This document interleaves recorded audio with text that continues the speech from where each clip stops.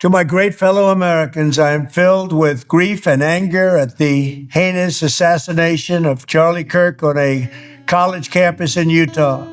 Charlie was someone who was willing to debate and downplay the death of George Floyd, downplay slavery and what Black people have gone through in this country. People who are saying the Democrats need to lower their temperatures. Oh, please. Why don't you start with the President of the United States, right?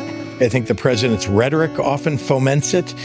We've seen the January 6th rioters who clearly have tripped a new era of political violence.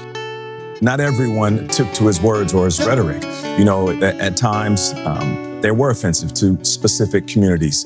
He's been one of the most divisive, especially divisive younger figures in this, who is constantly sort of pushing this sort of hate speech. Hateful thoughts lead to hateful words, which then lead to hateful actions. There is zero justification for those comments we just played, and it is nauseating to see them come from media analysts and congresspeople and senators and more. I think that's the key point you made, that those comments are coming from analysts, from political figures, from people who were elected to represent a populace of the country.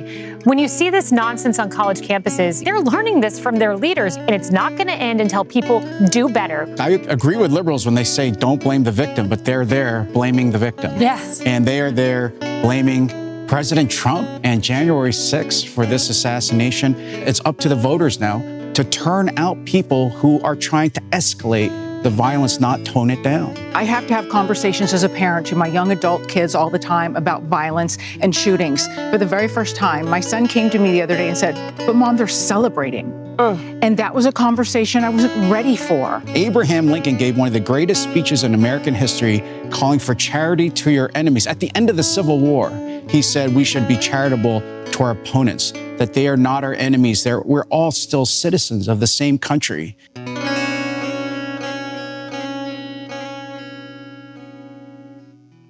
May God bless his memory. May God watch over his family.